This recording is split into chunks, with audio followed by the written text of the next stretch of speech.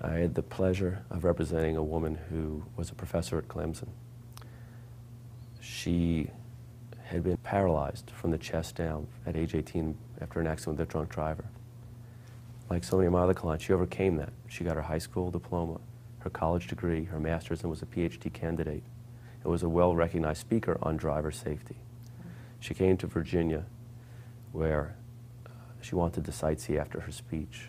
She went to the handicap van the hotel had, and they didn't buckle or snap her in place. When the driver punched the gas, she went back. The van driver panicked and kept going until he got back to the hotel rather than call an ambulance, even though her mother and her fiance were in the van screaming. We were able to show that before this accident, she had a driver's license and drove her own specially fitted van, and after the accident, she never drove again. Before the accident, we showed that she was traveling all over the United States of America giving speeches about safety. Afterwards, she appeared very few times. We not only got a good result after trying in front of the senior judge, but they also changed their policy and procedures for placing people in handicap vans at this national hotel chain, which is what my client wanted most of all. My name is Doug Landau. I am a lawyer in Herndon, Virginia, just outside of Washington, D.C. Our office, which we call the Law Shop, is located right by Dulles Airport. And I am very lucky in that I get to help people who've been injured in accidents, crashes, dog attacks, explosions, fires, not only with those injury cases, but I also can help them with their workers' compensation claims, as well as their federal Social Security disability claims. I did the pre-medical studies. I went to graduate school in applied anatomy and physiology because while I knew I wanted to be a trial lawyer, my father, who's one of the great trial lawyers, used to steal my science books. So I realized you have to understand the nature of the client's injuries if you're going to fully and adequately represent them.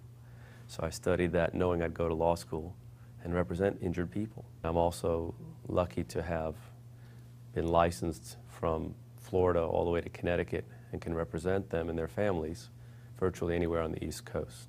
Sometimes a client will call because they may have an injury that happened in Virginia, but their employer is located in Florida and the defendant may be located somewhere up north, and I can bring those claims in any of those places in several different courts at the same time. What makes it especially gratifying is we can do so not only efficiently but also economically.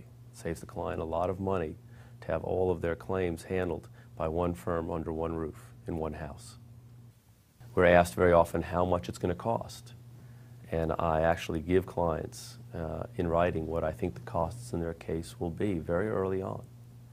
I also show them examples of other cases that are similar to theirs that we've tried or settled and what it costs to do that. Unlike any other law firm I've ever seen, we invite and sometimes insist that our clients come see us in court and see me in action. One reason I ask my clients and their families, friends, neighbors, or witnesses to come see me in court is so they can see where it is we're going to try their case, how it is these cases take place, because it certainly isn't like television. Number two, it answers a lot of easy questions. Where do I sit? What do I wear? What's Mr. Landau like in court? It also raises hard questions, questions I want to be asked before the day of trial. Like Mr. Landau used a chart or a medical illustration in that case. Can we do something like that in my case? My clients are not coming to court for the first time for their day of trial. They've been before, sometimes multiple times. And if I can give them the tour, introduce them to the bailiff, and even the judge, it tends to go very, very well for us.